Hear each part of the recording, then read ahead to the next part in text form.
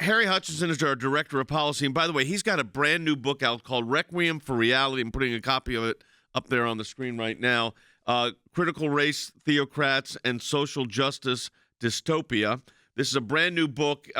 Harry, give us quickly kind of the rundown of what, for people that want, and by the way, you can get this book at Amazon, Barnes & Noble, wherever you get your books. Well, I think, Jay, it's great to start with a few examples of what I'm talking about.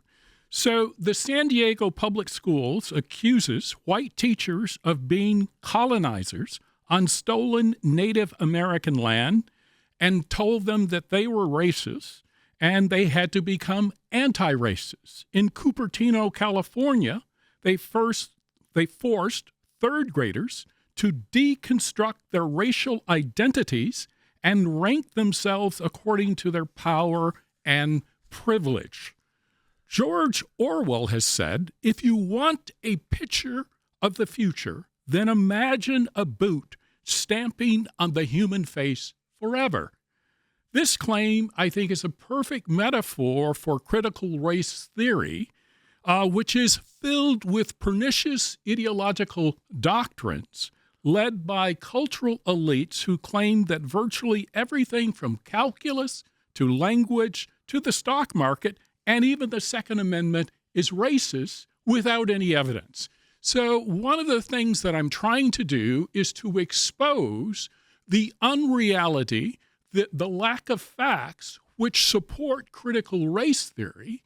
And the book stands, if you will, as a clarion call for parents in particular to engage in the fight to overcome critical race theory, particularly in our schools, but also in our government. And the Biden administration has been particularly forceful in advancing critical race theory throughout government. I mean, people used to think this was kind of like in grad school classes with nutty right down to the professors, and now, elementary like you say, it's third graders in being private told schools. they're bad people. There's something wrong. Instead, and we're talking about China, instead of learning how to read, write, do science and math, they're learning about how they're a bad person because of whatever skin color they didn't choose when they were born. Absolutely.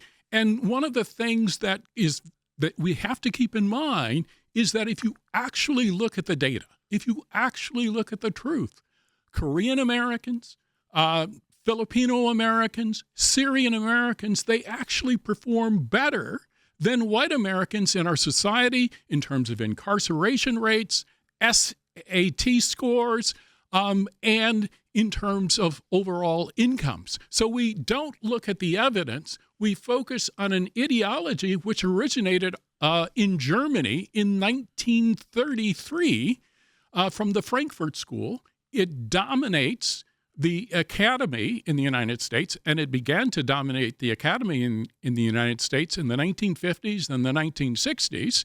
And so most elite schools have been captured by this ideology, and now it's beginning to affect public schools. And of course, if a parent pushes back, they're deemed by the Department of Justice as domestic terrorists. Absolutely. And it's important to keep in mind that Attorney General Merrick Garland's son-in-law actually is pushing critical race theory in schools.